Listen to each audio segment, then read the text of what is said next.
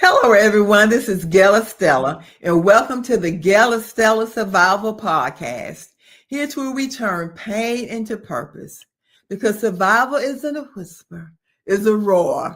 And before we get started, there's a couple of things I need for you to do. The first thing is, will you please go in and like, share, and subscribe to the Gail Estella Survival Podcast?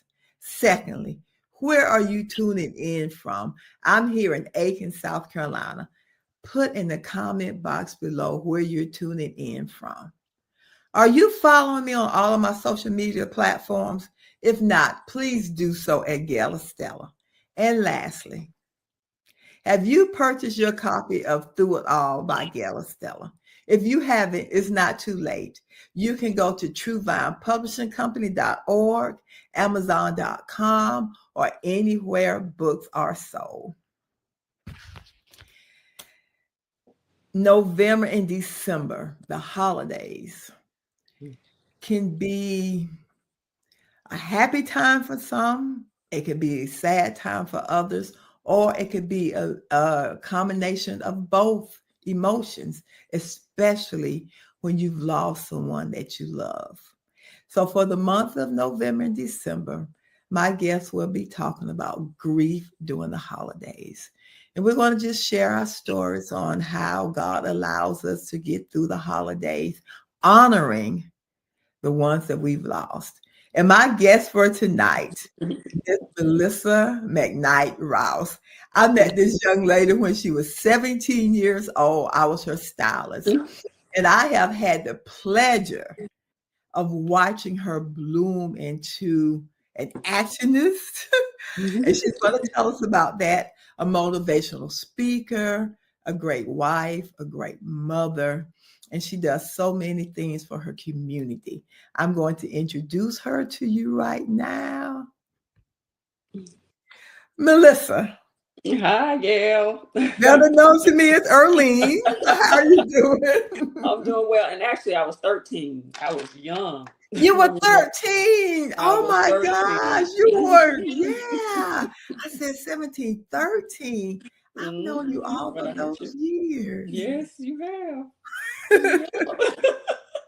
13 years old. When my mama said, ask that little girl right there if she could do your hair. Yes. So Gail was a little girl then. I was only like 27 to 28 years old at the time. I was so young. Wow. So before we get started, tell the audience a little bit about yourself. I told who you were, but is there anything that you would like to tell the audience about yourself before we get started? I am a mother of two, a wife, two beautiful girls, Jada and Kennedy. I'm a wife to Wardell. I was born and raised in Sharon, South Carolina, small town. Sharon, but we pronounce it Sharon, South Carolina. Mm-hmm.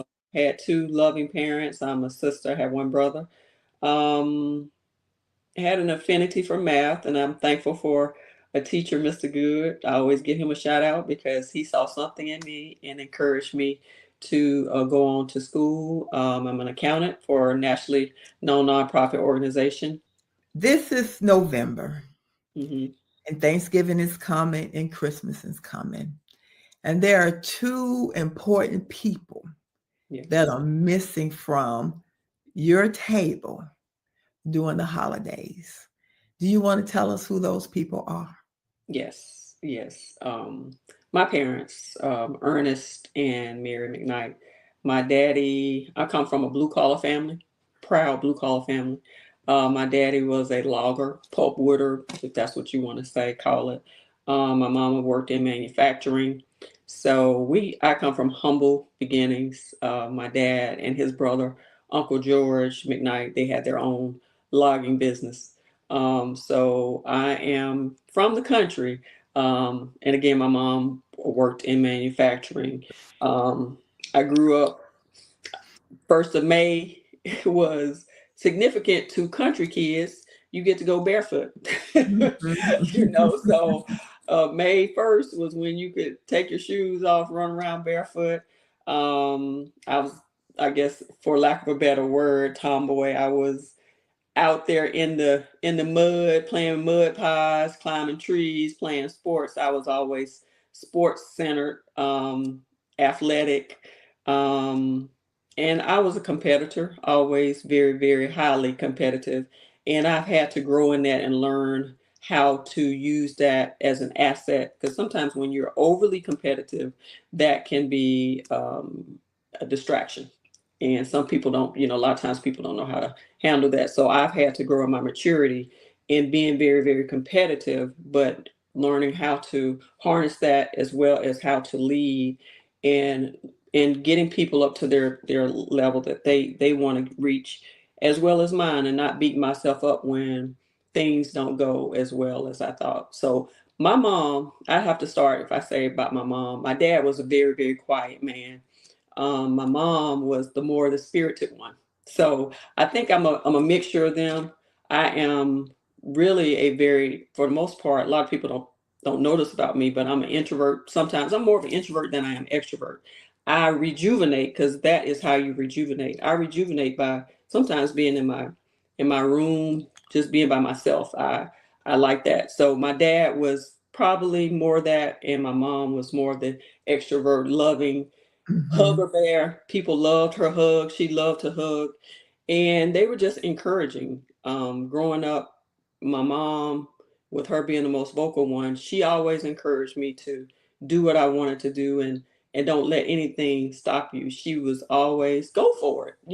Her Hmm. words, that was her word. Go for it. If I said I Go want to for it. try for this, she would say, well, why don't you just go for it? And Mhm. she supported me, and both of my parents supported me in whatever I did. If it was volleyball, she was there. She was the loudest one in the room. She was so loud. But she didn't know how to be a good fan. She was like, very, come on girls, you can do it, calling Mhm. us out by name. It was like, and some girls, they didn't have parents there. And so Yes. they Yes. loved that, Yeah. but my mama was always at almost all of my games. And so I got used to her being my cheerleader. She was always my cheerleader. So whatever idea I came up with or things I said I was going to do, she always encouraged it. So when I started to apply for colleges, she was like, go for it. You can do it. Mhm. You do, you can do it. And if Mr. Good, they trusted Mr. Good. I remember Mr. Good coming to my mom and saying, your daughter needs to double up on her math. And she was like, and we called him by, she called him by his first name because we knew him. She was like, if William Carl said you can do it, then I know you can do it. So, and to piggyback on that, I know what children are need in schools. They need a Mr. Good. And so I'm thankful for Mr. Good. I'm thankful for my mom and my dad encouraging me and always saying you can do whatever it is that you want to do. So I never heard the put downs that some children have in their home life to say you can't. Now my mom didn't spoil the rod. Now, don't get me Yeah. wrong. There are a couple of I mean, things I spell the heard you rod. She didn't say. spell the rod. You didn't spell the rod. There are a couple of No. things I heard you say. Because in the beginning, you said your father was a blue collar worker. You came from Hmm. humble beginnings. Yes. But your father owned his own logging company. Yes. So even though he was a blue collar worker, Hmm. he still knew how to be an entrepreneur when Yes. entrepreneurship wasn't popular during Right. that It was not. No, they he and my uncle held their business for probably 60 years. And the funny thing, Gail, my dad, he had to drop out of school when he was a young, probably middle school, because he was nine, 10 of 12 kids. time. And so when his dad got sick, um, the older ones had already moved on, started their families. So it was he and my Uncle George were the older brothers that were still there. So he dropped out of school and they started their own business when they were like young teenagers. So, but education was important to him because he went back to school and got his high school diploma when I think he was probably in his early to mid 30s. I was at his graduation. I remember that. One of my earliest Congratulations. memories. Yeah. Yeah.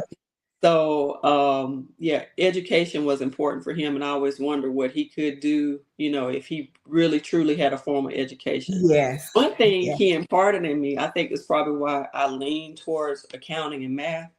Um, he got a 10 key adding machine. I don't know if you know what that is.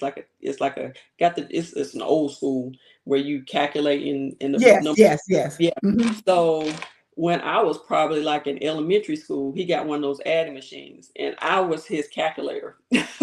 I would add up the things for him. He would call out the numbers, and I'd be sitting there 10 keying. And I fell in love with that 10 key machine. So I had that influence from him from a business perspective, although I'm not an entrepreneur. Hmm. Um, and he employed a lot of family members, the unemployable. He took on a lot, and he had a lot of grace. My dad had a lot of grace for people, and I saw that in him. And sometimes to the detriment, it would make me mad because I was a daddy's girl. He's like, people are getting over on you. Yes. But I think, when I look at it, that was his mission and that was his call. His family was very, very important to him, and they leaned on him heavily. The community leaned on him heavily. And he took that in broad shoulders in his quiet way. He took that on and he did what God had called him to do. He handled the assignment. He did. He He did. handled the assignment. He did. And you said something about your mother Mm-hmm. being at every game, your biggest cheerleader. And I Yes. like what you said, because during that time, a lot of parents didn't attend Mm-hmm. athletics, high school Mm-hmm. athletics, because a lot of them were working, or they just Mm-hmm. couldn't, or they didn't know that it was important too. Right. So how did it make you feel to know that you had that representation there? It made me feel good, but the reason why, she would always say the reason why she wanted to make sure that we knew that or she was there is because she grew up in a Rosenwald school, Jefferson High School, and she Hmm. grew up picking cotton.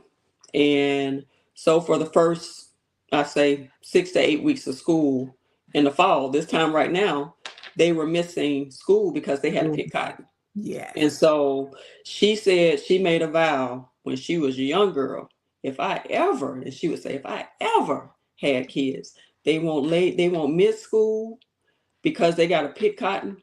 And if they, whatever they wanted to do, if they want to play a sport, I'm going to make sure that they get there, because she wanted to play. She was very athletic, but she couldn't play because she didn't have a ride. My grandfather, he was working. He didn't, like you said, didn't see the benefit of it. He was a sharecropper. So, and she said one time she walked home, which was like a 5-6 mile walk, and that was very, very dangerous in the 60s, 50s, and 60s. Yes. For a young girl, black girl, to be Yes. walking all the way home by herself. And so he threatened her, if you ever do it again, I will. And so she was not allowed to play sports because she didn't have a ride, because he could not get off work and get her home. So she just made a vow that if her children were in any activity, my brother, my cousin, she and her sister's children, Trinae and Al, we were raised like brothers and sisters Yes. because they lost Yes. their parents at a young age, and Mhm. my mom was their guardian. So whatever activities we participated in, whatever we did, in her mind, that was very, very important for her to support and to allow us to do what she could not do. That's beautiful. Yeah. So growing up in your household, because what I hear, there was a lot of love. There was a Hmm. lot of intentionality in your household. And there was a lot of advocacy, Hmm. affirming. They affirm you and your brother to be and to do. And that's still good, because during that time, a lot of parents just didn't know how to do Correct. those things. They didn't Hmm. know how to do those things. So, what type of, as a teenager and growing up in your household and your parents, Hmm. because you said that you used to be the person that punched the keys for your father. So I would imagine that helped build your relationship too. That brought some type of Hmm. bond between the two of you as well. And as you grow up and you're going to college because your mother said go for it. We Right. know you went to Clemson, which Yeah. is that's big. You went to Clemson, especially during that time. You're going to Clemson and growing into becoming a mother. how integral was it, or what lessons did Mm-hmm. you learn from both of your parents when it was time to become a mother and to become a wife? Mm.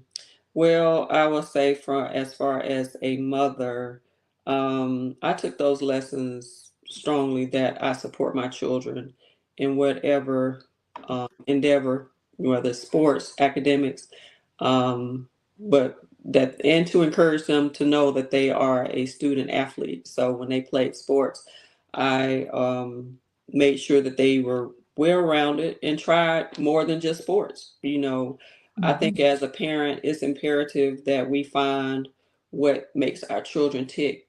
Everyone doesn't have to play sports. Their thing could be writing, their thing could be acting.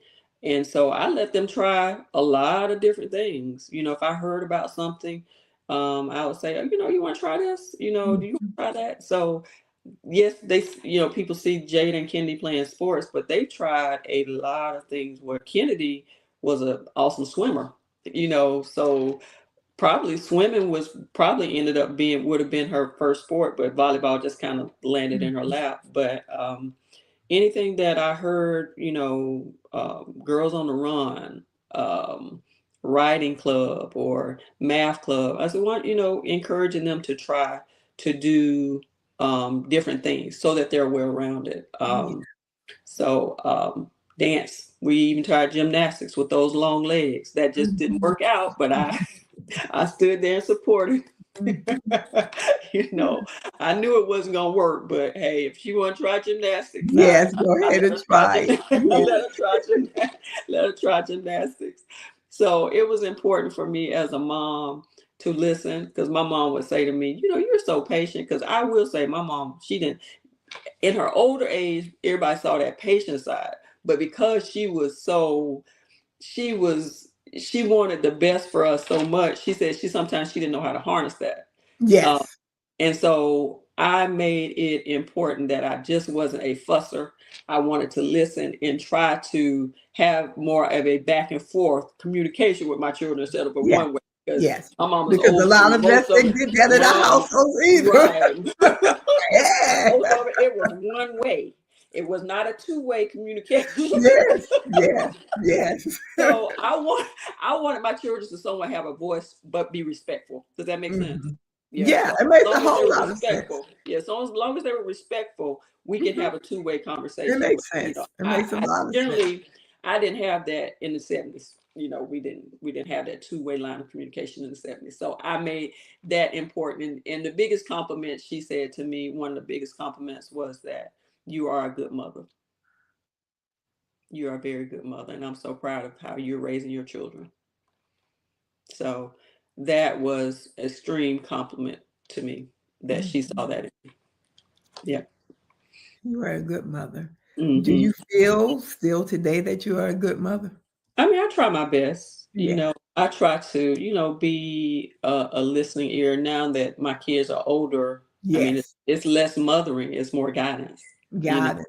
yeah, Yeah. you Would you can't. say friendship? Yeah, there's still a line. I don't want to cross a line that they think, they can say anything to me. I mean, when I say anything, they can say almost anything to me in a respectful way. But some stuff I've was like, gosh, do I really want to hear this? Yes. Mhm. But I think they're comfortable to come to me, with most things. Of course, they're not gonna tell me everything, but they are. I feel like they are comfortable to tell me a lot Yeah. And without without a whole bunch that's of all judgment. everybody wants, that their voices is to be heard. Correct, Just want their correct, voices to exactly. be heard. Yeah. So your parents, how Hmm. did they mold you or set the standard to be a wife? What Um, does a wife look like? I think no family is perfect, Mhm. So I think that my dad he was very, like I said, he gave a lot of grace, whereas my mom was more the talkative one, the more of the pusher. I saw in my dad just being able to stand for and stand up strong for your family. So in that, that's what I saw in a man is that he was just a strong Christian man um, who his faith was very, very strong. Um, and I I can lean on that, when the times are hard. And even through his sicknesses, his faith remains strong. So um, I think in marriage or in life, I lean heavily on that. With my mama, she was like I said, she was the vocal one. She loved her family. Um, and she was sweet, but you did not come for her family.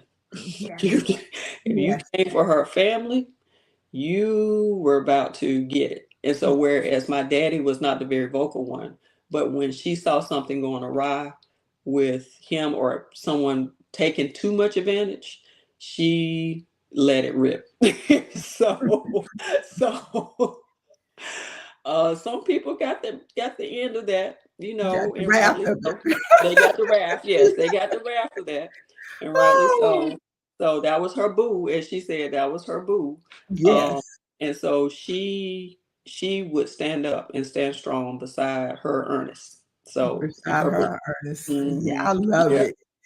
So you said something, and that's going to be our gateway. You Hmm. said that your father's faith was strong, Hmm. even during the time of his illnesses. Hmm. Let's merge into that. Okay. When your father maybe first got sick, or towards the end of his illness when he passed away. Okay. Um, my dad. We didn't know what his illness was. We just knew that something started to happen. And when we initially took him in, I think he got sick in 2014. It seemed like it was a stroke, but it was not a stroke. He was misdiagnosed for the first 2 weeks after we had taken him to the hospital, and it was an autoimmune disease called vasculitis, and it basically attacks your vascular system. It constricts your veins, and it's a progressive disease with I think mostly about five-year life expectancy, or maybe a little bit more than that. So that was 2014. But he never. The only thing that really really bothered him, I think, was missing church, because Mm, he was dedicated to his church, a little small church in Sharon, Wilson Chapel AME Zion Church. So my dad was an AME Zion, my mom was a Baptist. So I got the best of both worlds. Back right. before church was standard, as they say, stationary every Sunday. My dad, Wilson Chapel's church, met on the second and fourth Sunday, and my mom's church, St. Luke Number 2 Baptist Church, met on the first and third That's the Sunday. So third. I went first and third to the Baptist church and second and fourth to the AME Zion, along with Would all they of my attend with cousins. each other? Did they They attend with did. each Yeah, they other? supported each other's church. Yes. Yeah, they did. Yes. They did, because they didn't have Mhm. to give up their church because Yes. it's the Yes. same community. So yeah, they supported. It was actually like it was hard to even think that they weren't a member of the other church, because they both Yes. That's how it served was at both with of my the parents. churches. Yeah. Mhm. And so he was just very very faithful throughout his ordeal. I think it was hard for him to have to stop driving, because he drove his log trucks. He had his CDL, and I watched him. He couldn't read that well. I watched him when he had to prepare for the CDL, struggling to pass that test because he couldn't read that well. But he never let that stop him. And as a little girl, I watched him, miss it by 1 point, miss it by 2 points. I can't remember how many times it took him to pass that test, but he passed that CDL. And so when I would see him sometimes on Albright Road driving, and I said, "There go my daddy," with that McKnight brothers on the side of the truck. There's my daddy. So I knew, his faith was very very strong. And how old was your father? Are you okay? I am. Yes, I Okay. am. Okay. Okay. How old was your father? Because you said he got sick in 2014 and the expectancy was 5 years. How old was your father when he got sick? I think he was 74. I think he was 74 years old, and he was still driving and going to work every day. He was not going to stop work, so that was important to him. That's all he knew was to work. And I mean, from sun up to sundown. So not only was he a logger, they fixed all of their own equipment. So he Mhm. had the gift with his hands. He could, Yes. and that's why a lot of these kids may not, they say college is not for everyone, but a lot of kids, like the smartest people I know, can work with their hands and can fix anything. He could fix anything from, if our wash machine broke, if our dryer broke, even he didn't dabble a lot in electricity, but if anything broke in the house, he generally fixed it. And so he had the gift of working with his hands. Mm. Yeah. Hmm. So 74, he got sick, and you Hmm. said he didn't want to stop driving. And I can No. imagine his independence, your Yeah. independence being taken away. How long did he live after that initial diagnosis? My dad got sick, so that was 2014. 2019, um, on their close to their anniversary. Their anniversary was the 26th of November. My mom called me in the middle of the night. And I'm surprised I don't have my ringer on, but my vibrator on my phone is always on vibrate. And I picked up the phone. It's like 2 o'clock in the morning. And she was screaming at the top of her lungs. She was like, Ernest, this Ernest. I couldn't really make out what she was saying. So he had a major seizure, which he started to have like small seizures. He had a major seizure, and they're like, the doctor said if he makes it through, we went down there, got her. The ambulance had already taken him. My husband Wardell and I got up, went down there, picked her up. She was telling me what happened. He fell asleep in the chair, and she was in the room. And so hearing him convulse, she heard it, woke her up in the middle of the night, and she called the ambulance. And he survived that. He went Mm. to Westminster for rehab. From that was November. He made it through. Now they did tell us, they said if he has another seizure, he may not make it through. So he made it through, and then guess what happens? That was 2019, and then here comes big bad COVID. Mm. So that was 2020, and January, I think February of 2020. So the people at Westminster were so nice to my parents. My mom basically stayed there. Um, they ended up giving them their own private room because he had too many guests and family and friends, and she was spending the night every single night. So when they brought him a meal, they brought her a meal. So Yes. she was like, "I'm just sitting up here getting fat and happy." Because she didn't have to cook. And we laughed about that. So COVID came right as he was dismissed from the hospital, from rehab, and he was slower than he was before, because that, if you're having a major seizure like that, that Yes. damages your cognitive ability. Yes. And so he made it home, but he said the worst thing about COVID was he wasn't able to go to church. So he made it through that, and then came that April. I got to tell this story. I told you this, Gail. Come that April, my mom called my husband, called me and said, "Your daddy wants you to come take him to the hospital." I was like, "Really?" And it's April, middle of COVID, and I was trying to stay away from them, because everybody was scared in COVID. When it first came up, no one knew what to expect. So, and they were compromised. And I said, "Okay, I'll come down there. I'll pick him up." So we drove Sharon, picked him up, and got him in the truck. And he said, he called me early. Early, I need you to go back in the house, and look in that shirt and get that money out of my pocket in my shirt. And said, I said, "Okay, Daddy." I was like, "We're trying to take you to the emergency room. We need to get you to the hospital." I said, "Okay." So I get in the truck. He was like, "I need you to stop by the church and give them my tithes." I was like, "Daddy, you are sick. What?" So I stopped by the church because they didn't have the cash apps and all the electronic Yes. ways to accept donations at that time. So the stewards were at the church. collecting tithes, manually collecting tithes, and I stopped and I told them, I said, "This is my daddy's tithes," and they were like, I said, "We're headed to the hospital." I was like, "You headed where?" And I to the hospital, and they said, "But he," I said, "Yes, he wanted to pay his tithes," so we paid his tithes. I took him to the hospital. They allowed me to check him in because at that time no one was going inside in and out the hospital, and got him admitted, and he had blood clots in his lungs, a pulmonary embolism. So he had to stay in hospital for a few days, got that under check, and that was April. So when we went back to his doctor and told him that he was having complications or whatever, I went to the pharmacist, and the pharmacist said basically your medicines are counteracting one another. You basically got to pick one.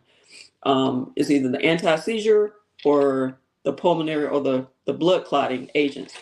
And so we had to make a decision. And after we made that decision, that was in May of 2020. He said, but the one, the doctor said, the one thing we don't want to happen is that your dad ends back up in the hospital, not during COVID. And so Yes. my dad ended up 4 days after we made the decision on the medication, 4 or 5 days later, he ended up having another major seizure. And so that landed him back in the hospital. And he ended up at Piedmont for a while. They could not get the seizures under control, and then he ended up in Novant. During the middle of COVID, every day my mom would come to my house about 2 o'clock. She'd drive to my house, and then I would take her to Novant to see him because they were Mhm. allowing us on the back end of his stay. And then we ultimately had to make a decision because he was not rebounding from the second seizure, the second major seizure. And we brought him home on hospice around the 5th of July. And on the 9th of July, he passed away. That was in 2020, and he was 80 years old. 80 years old. Yep, Was he at your home, at the home house? at the home house. Yeah. Okay. Oh, So was your when mother there with him when he she passed away? was, she Were was you there. there? I was there. Yeah. So when they brought him home from hospice, to back up, we had to make a decision on whether to what we wanted to do for hospice, and my mom and I had to, talk to the social worker, and she said, do you want to do do you want to have a living, what is it called, a living, Living you will. want to resuscitate, yeah. Mhm. And so she explained to us, if we do resuscitate, you're going to break bones. Yes. And Yes. so my mom was like, no, we don't want to do that or whatever. So that's when we made the decision to go hospice. And when we got in the car that day, that was around, I guess, around the end of June of 2020. She didn't quite understand the breaking of the bones. We got in the car, and she said, "Listen, what did he mean by that, about the breaking of the bones?" And I said, "Mama, if at Daddy's age, if they perform CPR on him, they're going to break bones." And she looked at me and she said, "Oh, good God, no, no, no, no, no, no, no." And she said, "Listen, if it comes down to me, don't you let them do that to me either. You hear me?" And I said, "Yes, ma'am, I hear you." She said, no, no, don't you let them do that to me." And so that will, that stuck with me. And so we brought him home. Again, we brought him home, the next week, and he passed away on Right. the 9th of July. My mom wasn't feeling well, and so I was up sitting up with him, and his sister, my aunt Christine, she was there, and my aunt Virene had come to sit. But Mama was back in the room, and I I just knew he hadn't moved in a while. Um, Mhm. it was the middle of the night. Actually, he may have passed away peacefully the night before, but when I finally realized it, he had already gone. The Yeah. one thing though that I one regret I do have on that Monday when we brought him home, he was holding on to my hand, and I was in a rush to leave, and Because I thought, he would hold on more. I thought he would hold on continuously while he was on hospice. But that was the last time he squeezed my hand. It's like he was holding on to my hand. And Yes. I listening to Viola Davis's book, she said that's what people who are at their last, they just want to hold someone's hand. And I wish I had just held his hand until he let go. And I told him, I said, Daddy, I'll be back. And then he never was able to hold my hand again. Have you forgiven yourself for that? Yes, I have, because I think I was trying to run, run, run, run, run. I knew the inevitable was coming, and I was focused on trying to take care of my mama, take care of my kids, get prepared for, in my mind, everything that I'm gonna have to do Mhm, for preparing for a mhm, funeral, preparing for the obituary, mhm, plan this funeral during the height of COVID. mhm, Not, I don't want anybody to get sick. I don't want anybody to say this was a super spreader of a mhm, funeral, but honoring my parents. So all of these things were playing in my mind on how mhm. all this is gonna work. Okay. Yeah. And the one thing that I've learned with losing a loved one, there's so many things that we think about that we could have, should have done, could have, should have Hmm. said, Yeah. but we do what we know how to do with what the information is that we have to do it with at that time. And like you said, Correct. your focus was on making sure everything would fall in place when the time came. Right. And I hope you find comfort, or I hope you have found comfort in the fact that when he took his last breath, you were there. Yeah. I do. I And do. I hope you find comfort in the fact that you were a good daughter and your father knew that you were a good daughter and you did all the things that you were supposed to do. And he knew that. And so that grip could have been that he was holding on. That grip could have been, baby, I love you. That grip could have been, baby, thank you for all the things that you've done for me. That Yeah. grip could have been, take care of your mother. That grip could have meant so many things. Correct. And we just don't know what that grip meant. Right. Right. But he was able to grip. He was. Yeah. He was. Hmm. He was. Hmm. Yeah. Losing your dad, how the grieving process, because now you have an elderly mother Yes. and you still have to be that person with the S on her chest, taking care of everything. And now you have to take care of your mom to make sure that she's okay. Yes. How was that for you? I went into, for me, how I am, when stress or pressure hits me, it's like, okay, now I got to go into fight mode. I got Hmm. things spinning in my brain. Okay, I got to make Hmm. sure this is taken care. I got to make sure she's good.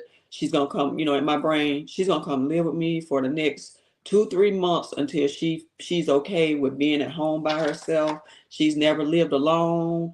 I know she's tough. She's a 2-time kidney transplant recipient. She's been on dialysis. She's fought through all of this, but I got to make sure she's good. That's what was going through my mind. That was going through your mind. Yeah, I got to make sure she is good. Was she good? Did your mother ever openly grieve Mr. Ernest? Her She, Ernest? her boo, Her boo? she said, after he passed away, she said, I can't cry. She said, I can't cry. I'm sad, but I can't cry.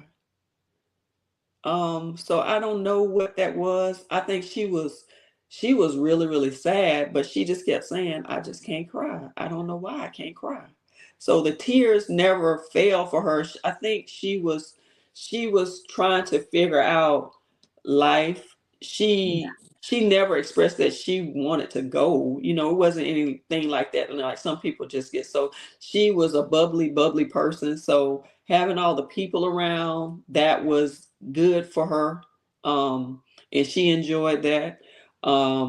My children were around, everyone, her sisters were around, everyone was lifting her up. The community came out. I cannot describe the community support that we had, from both churches and people that knew my daddy and all walks of life. It was just, um, it was just beautiful. And so she was surrounded by a lot of Yeah. love, but she just said, I just can't cry. So I just wanted to make sure that she was okay, and that she knew that we were going to support her, and that she wasn't going to have to go through this alone.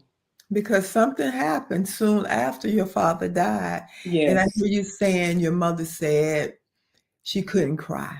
she couldn't cry. Do you Yeah. think that she was crying on the inside? Yes, I think so. But my mom wasn't feeling well. So Mm.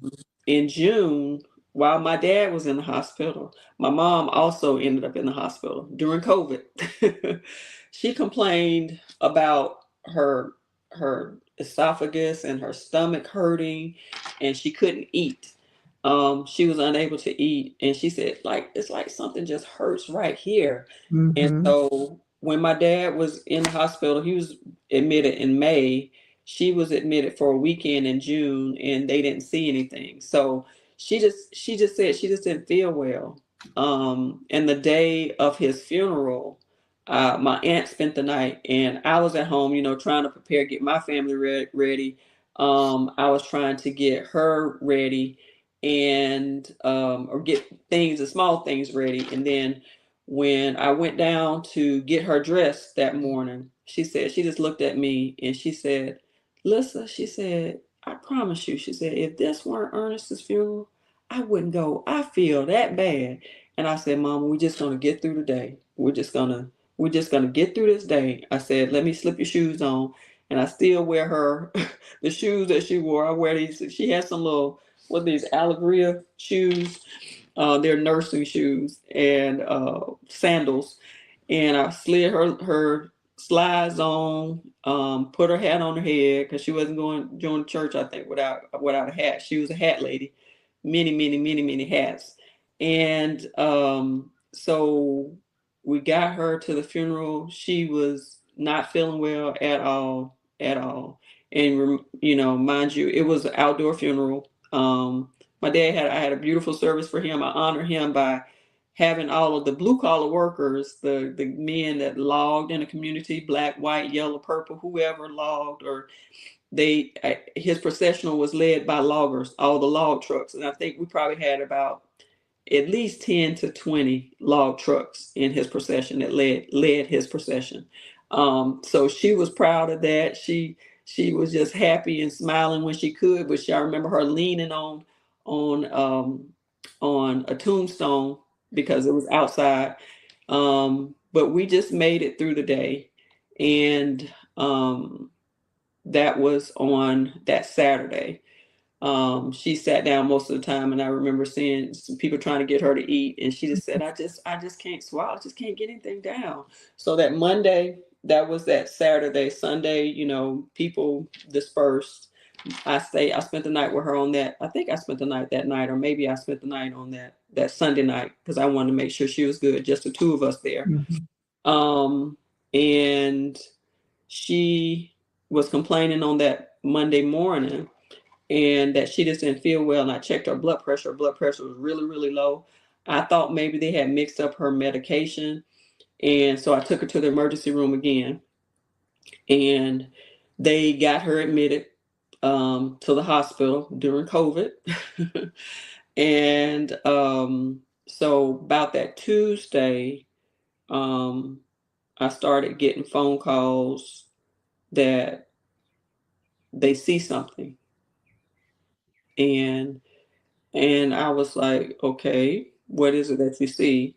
So they told my aunts, and so my aunts and I were splitting time. They were so helpful. Three of her sisters.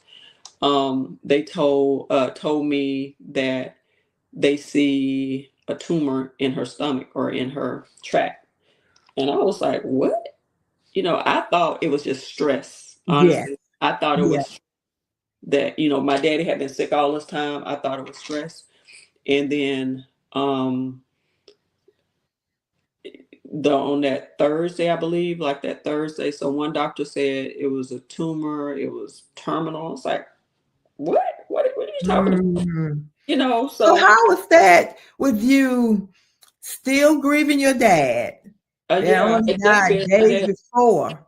Yeah, And then now you're learning that your mother has cancer, terminal that cancer. she's Right, terminal. right, Yes. right. 3 days after burying my daddy. Yes. And so I was like, no way. I don't believe you. And so the GI doctor, his name is, he has a long last name, Dr. M. He came in on that Thursday. And he said, and my aunt recorded it. We still have this recording. He came in and told my mom, I don't know if he did this to pep her up or what. He told her he didn't see anything. She's going to be fine. And they're in there praising God. My aunt recorded it, sent me the recording. My mom was praising God, thank God, thank God, thank God. So we had gone down on Tuesday, Wednesday, back up on Thursday. So Yeah. we're like, hallelujah, thank you, Yeah. God. You were down one day and then you were up another day. Right. And then we got a phone call from my friend, who was her nurse practitioner for kidney. Hmm. And she told me just point blank, she said, Melissa, we see something. I don't know. And I said, why would he tell us that he didn't see it? She said, I can't say why he told you that, but your mom definitely has something in her track. And so that was on that Friday, and on that Saturday, we got confirmation that it definitely was terminal, it was cancer. And like the same day, or the next day, I got a call from palliative care, and I was livid because I couldn't believe that, I just didn't want to accept it that my mom was passing away. And why are you calling me? Who gave you authorization to call me? I'm giving her Yeah. the for, why did you Because it call makes me? it seem like it's so final now. Right, exactly. Yeah, you Right. made this decision that it's fine. Right, exactly. Like, who called? Why are you calling me? And so that was like that Saturday, and so I started making phone calls to Wake Forest Baptist, excuse me, yeah, Wake Forest Baptist in Winston Salem, Hmm.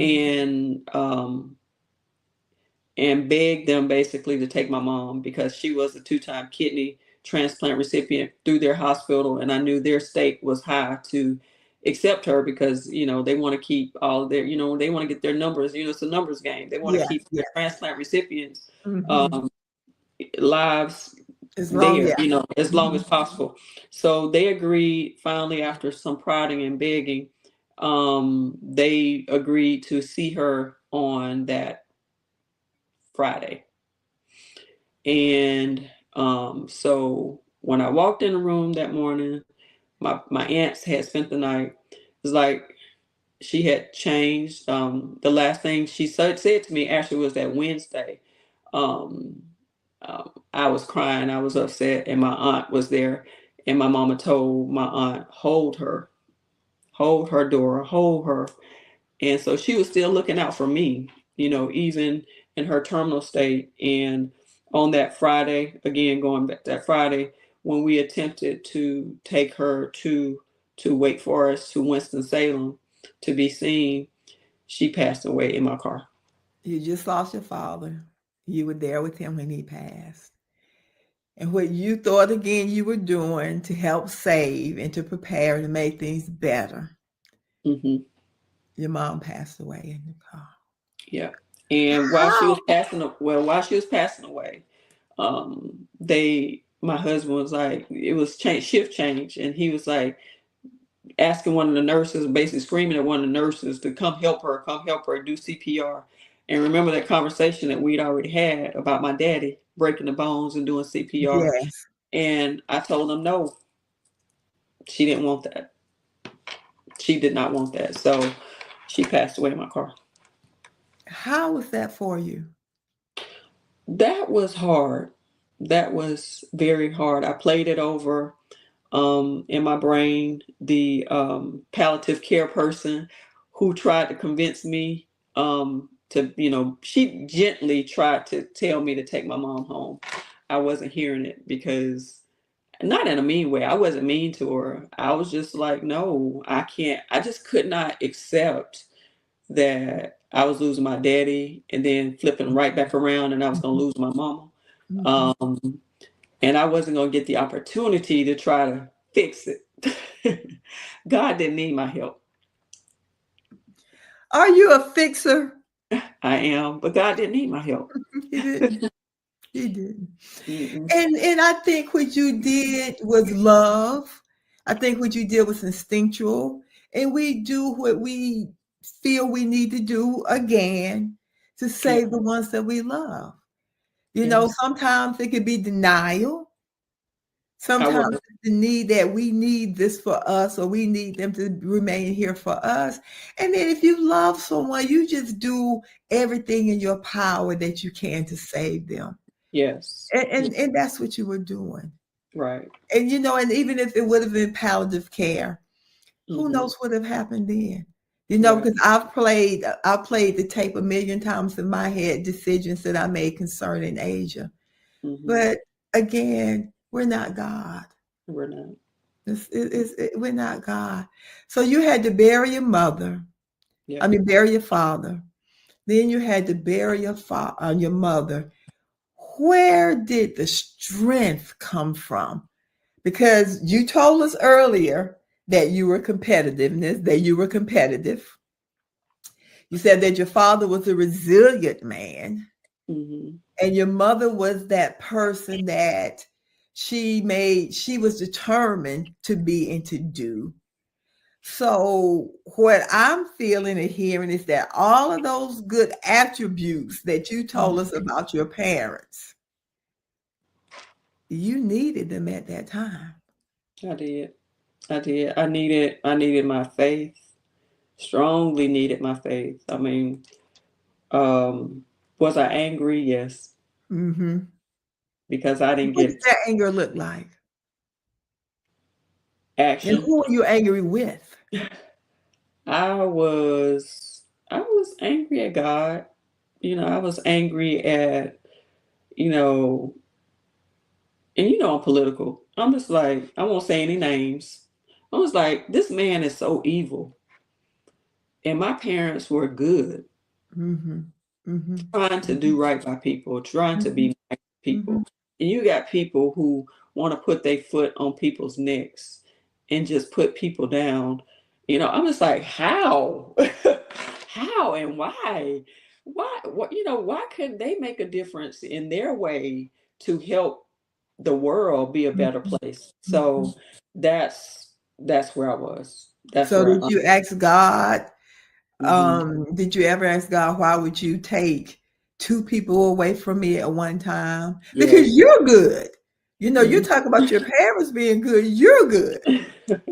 You know I what I'm try. saying? I try to do right by So did you think, God, why would you take both of my parents? Yes, absolutely. I was like, I didn't get a chance to try to make it right with my mom. When I say make it right, give her something enjoyable, between everything that we had been through with my dad to, Mhm. just taking her to the beach. She loved the beach. Mhm. Mhm. Just going to the beach. She never Mhm. got to experience happiness in the last year of life. It was Yes. just always hospital doctor Doctor visits, visits. so Yes. it was just a lot of pressure as far as health wise. So yeah, I was upset that I didn't get to, I felt like I was robbed of that time, Yes. and I felt I didn't like the pity. It was hard for me to be pitied because that was just hard. Yeah. That was very, very hard to be pitied. So with you losing both of your parents, you're still a wife, you're still a mother, your daughters lost their grandparents. How are you able, or were you able to pour into them? And you just said you didn't like being pitied. So Mhm. did you allow anyone to pour into you at that time? I did. I did allow people to pour into me because I feel like it was their way of blessing. But honestly, I wanted to just okay, let's get through this and let me get back home. Between vengeance, yeah, yeah. Yeah, let me do this because I spoke at both of my parents' funeral. Um, and a lot of people say, you were so strong. I don't know how you did that. I don't know how I did it either. But I felt like I was the best person to honor them. I knew Mhm, best. I mhm. lived with them. So, and I wanted to say the things and do the things that people didn't know about, Yeah, how they were. They just saw them out in the community and they're nice people, but this is how they were. And I wanted to honor them the best way I could. Now, did I wanted to just shirk down after the funeral was over? Yes, I did. I wanted to run away. I mhm, did. Yeah, yeah. I was not, yeah, strong on the outside, but at home I was just, I distanced myself. How was that? I kind of yeah, shut things off. mhm, mhm. Yeah, And that makes sense. That makes yeah. sense. Hmm. Did you go through a depression?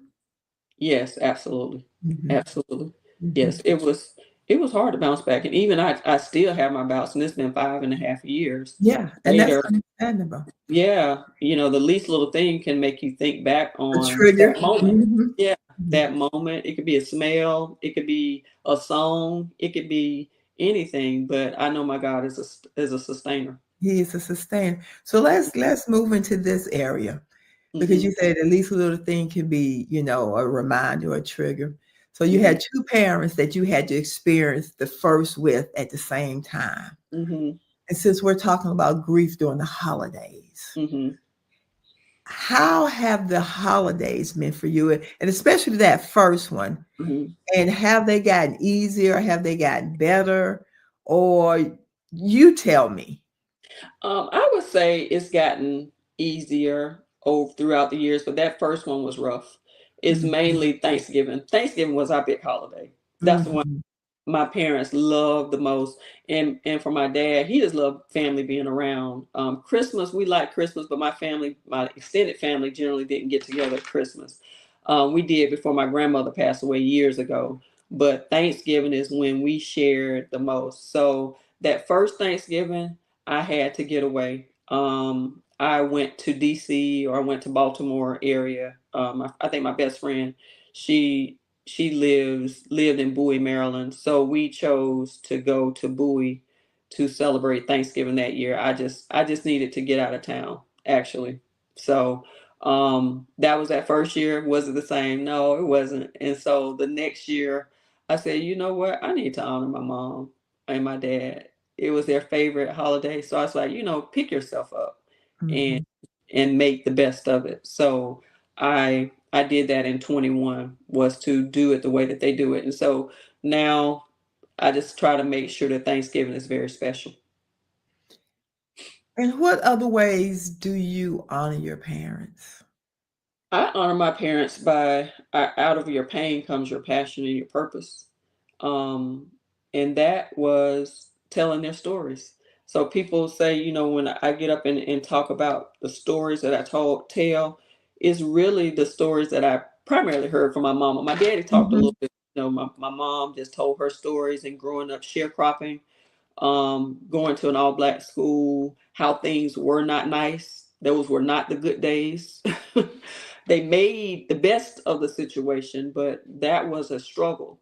So a lot of the stories that I lean on, um, I thought everybody knew those stories. Yeah, I thought their parents talked to them like my mama talked to me and told them the truth, no. and they do not. And so when I start sharing their stories and sharing the stories of the sharecroppers, a lot of the older people who are passing away, they pull me to the side, or they want to say thank you, or they want to talk about their story. They want to tell I experienced the same thing, and thank you.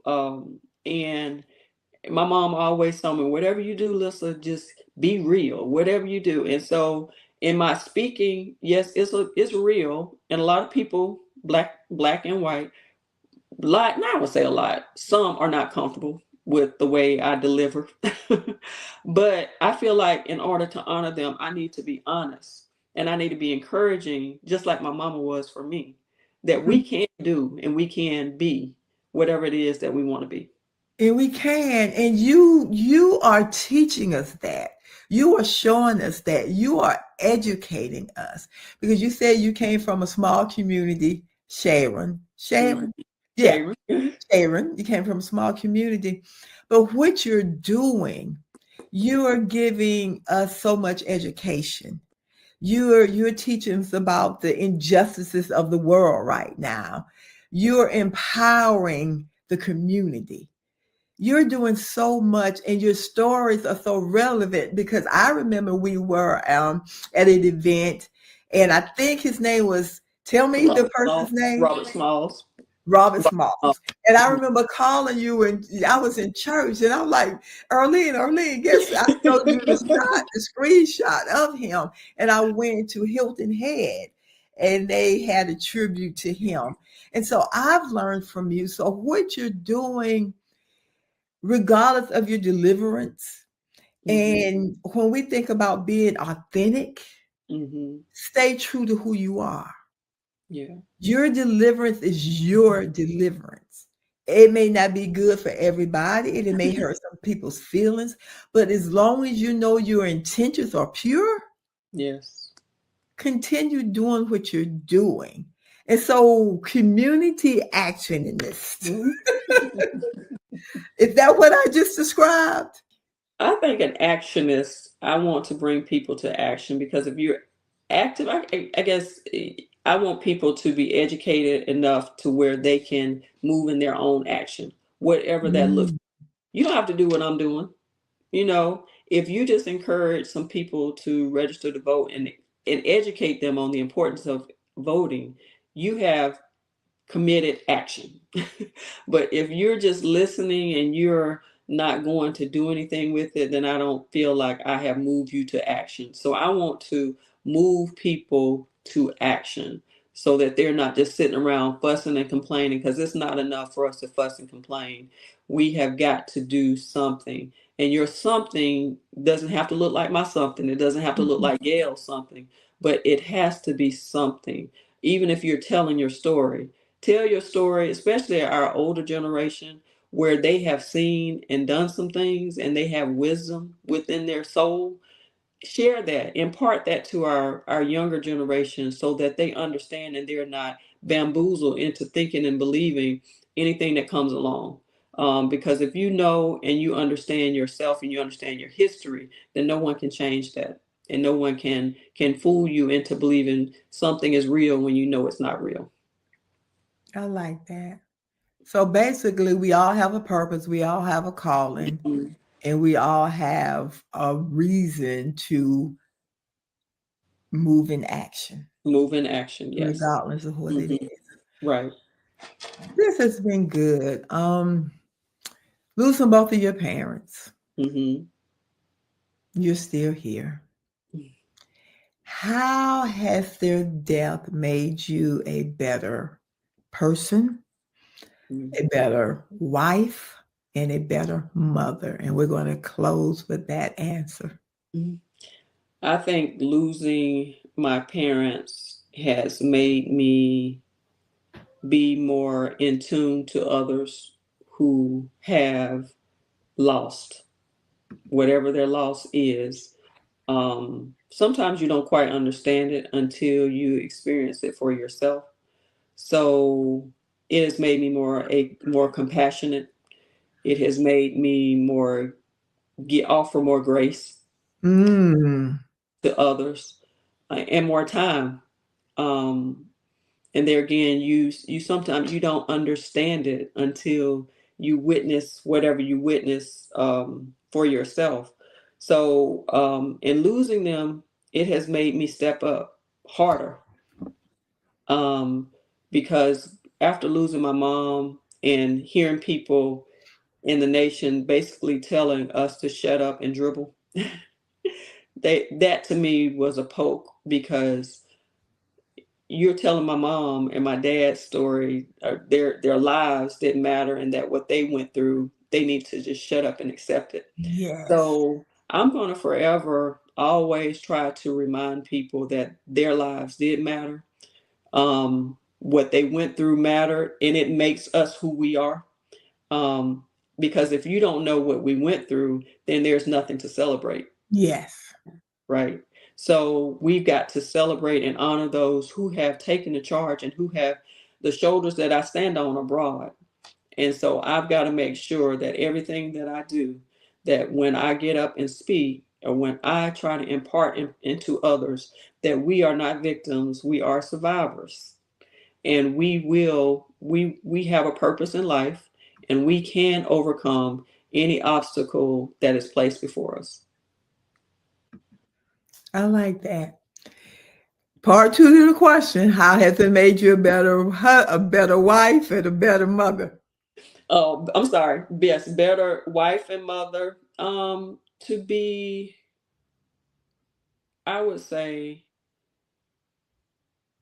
to be more attuned and more appreciative of my family. I like that.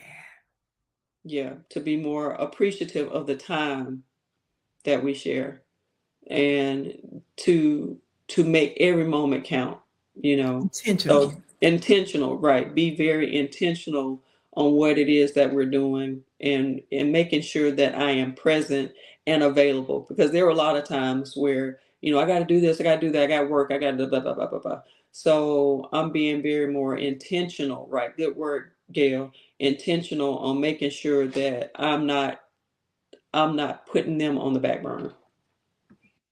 I like that. Hmm. Thank you. Thank you so much. There's one more question. Sure.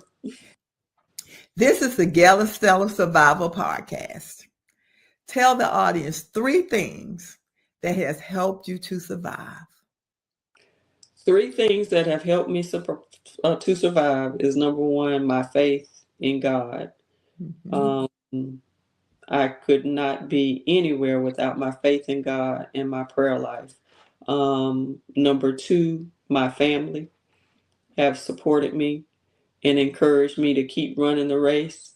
And three, my strong community. I've got a strong community of family, friends who encourage me, and they will go to battle for me, and I will do likewise. So I am appreciative of people like you, Gail, who want to encourage me to speak out, who encourage me to go forward. Because a lot of times when you speak out, it's not received well. And sometimes people say it be your own people. But I can't say that. I'll say my people are encouraging me to do what I'm doing. So for that, I say thank you. To all of you who are encouraging me, I say thank you. Yeah, those three things in that order. I like that. Mhm. And if we want to get in contact with you, if someone needs you to come and be an actionist for them and enlighten and empower and educate them, or to speak at an event that they're hosting, how Mhm. can they contact you? They can reach me on Facebook Messenger. That would probably be the best way to reach me. I'm at Melissa McKnight Rouse on Facebook. Reach me through Facebook Messenger, and that'd probably be the best way to reach me. Yes, ma'am. Thank you. Okay, And thank I you. must say, I am so very proud of you. Continue doing what it is that you are doing. And I know that your parents are very proud of you as well. And likewise to you. I love you. Thank you. Mhm. Love you. Love you. Have a good night. You too. Bye bye. Bye bye.